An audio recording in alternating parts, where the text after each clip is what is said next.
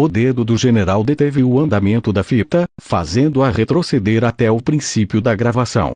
Uma gravação que eu conhecia perfeitamente. Jazão. Um último favor. Não consegui responder.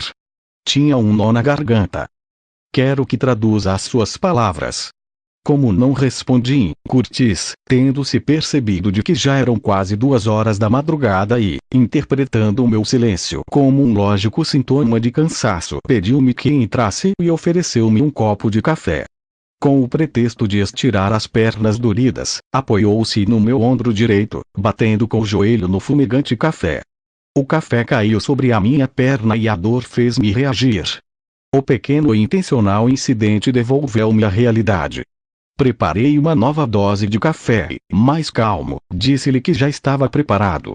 Contudo, antes de ligar o gravador fiz-lhe um resumo de alguns dos acontecimentos anteriores aos diálogos que nos preparávamos para ouvir e que, do meu ponto de vista, eram fundamentais para uma melhor compreensão do que acontecera naquela noite no andar superior da casa dos Marcos.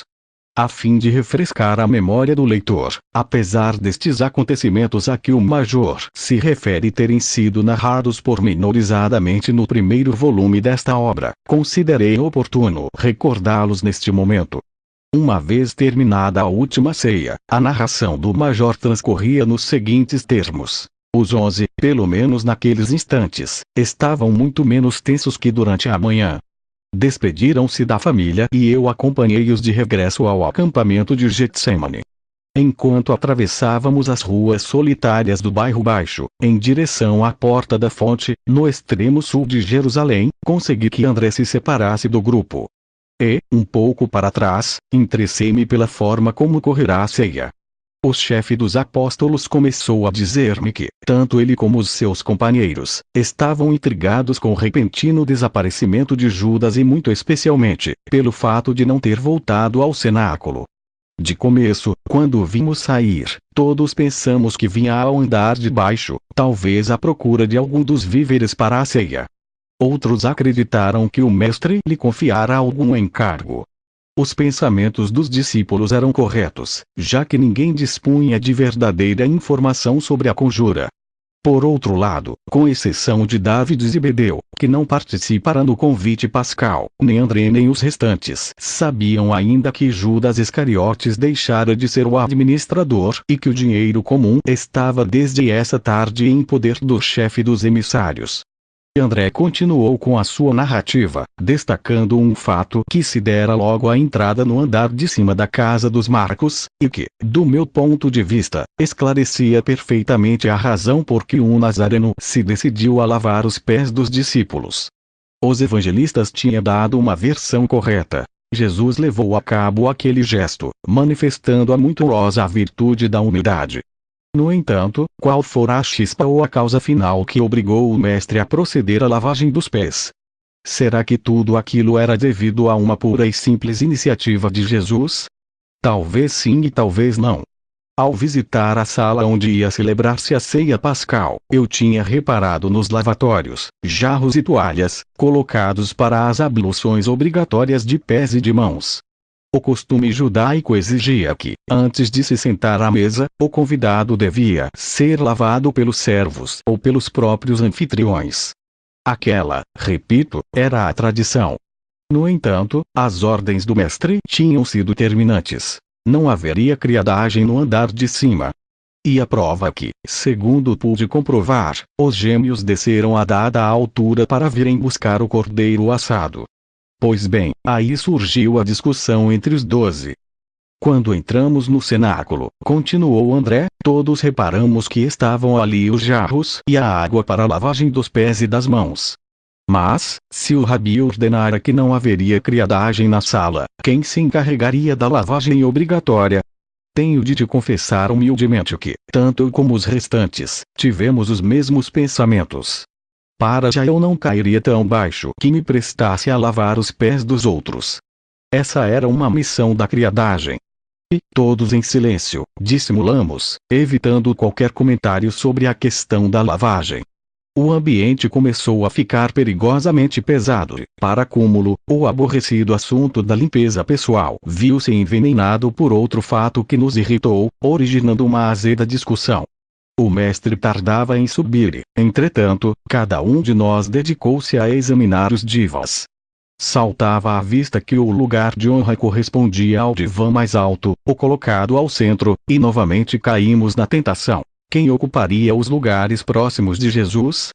Suponho que quase todos voltamos a pensar o mesmo. Será o mestre a escolher os discípulos prediletos. E nestes pensamentos estávamos quando, inesperadamente, Judas se dirigiu para o assento colocado à esquerda do que fora reservado para o rabi, manifestando a sua intenção de nele se sentar como convidado preferido. Esta atitude de Judas Iscariotes revoltou-nos a todos, originando-se uma desagradável discussão. Conforme fui avançando na minha exposição, o rosto do general foi refletindo a sua surpresa. De certo modo, a situação era absurda. O responsável máximo do cavalo de Troia, embora eu reconheça que havia razões de sobra para isso, não conhecia ainda muitos dos pormenores da nossa primeira missão nem as circunstâncias que rodearam os 11. Mas Judas instalara-se já no divã e João, num dos seus impulsos, fez o mesmo, apoderando-se do lugar da direita. Como pôde imaginar, a irritação foi geral. Porém, as ameaças e os protestos de nada serviram. Judas e João não estavam dispostos a ceder. Talvez o mais aborrecido fosse meu irmão Simão. Sentia-se ferido e prejudicado pelo que chamou o orgulho indecente dos seus companheiros. E, visivelmente zangado, deu uma volta à mesa, escolhendo então o último lugar. Justamente no divã mais baixo. A partir desse momento, os restantes foram se instalando onde podiam. Sabe que Pedro é bom e ama intensamente o mestre, mas naquela altura, a sua fraqueza foi grande. Conheço meu irmão e sei por que fez aquilo. Perdido pelos ciúmes e pelo desgosto, animei-o a que fosse sincero comigo. Por quê? André precisava contar a alguém e desabafou. A impertinente iniciativa de Judas e de João, Simão não hesitou em se sentar no último lugar da mesa com uma secreta esperança que, quando entrasse um mestre, e pedisse publicamente que deixasse aquele divã e fosse para o lugar de Judas ou, até mesmo, do jovem João. Desta forma, ocupando um lugar de honra, seria honrado e deixaria mal os seus orgulhosos companheiros. Ainda nos encontrávamos em plena batalha dialética, recriminando-nos mutuamente pelo sucedido, quando o rabi apareceu na abertura da porta. Vimo-lo e, bruscamente Jesus permaneceu uns instantes no umbral. O seu rosto fora ficando paulatinamente sério. Evidentemente, tinha compreendido a situação. Mas, sem fazer comentário algum, dirigiu-se para o seu lugar, ante o olhar desolado de meu irmão Pedro. Foram minutos difíceis. No entanto, Jesus foi recuperando a habitual e característica doçura e todos nos sentimos um pouco mais calmos. As conversas voltaram a surgir, ainda que alguns dos meus companheiros continuassem empenhados em se atacar por causa do incidente da escolha dos divas, bem como da aparente falta de consideração da família Marcos, ao não ter previsto um ou vários servos para a lavagem dos pés. Jesus desviou então o seu olhar para os lavatórios, verificando que, efetivamente, não tinham sido utilizados. Mas também nada disse. Tadeu começou a servir a primeira taça de vinho. Enquanto o rabi escutava e observava em silêncio. Como sabes, uma vez bebida esta primeira taça, a tradição estabelece que os hóspedes devem levantar-se e lavar as mãos. Nós sabíamos que o mestre não apreciava muito estes formalismos e aguardamos em expectativa.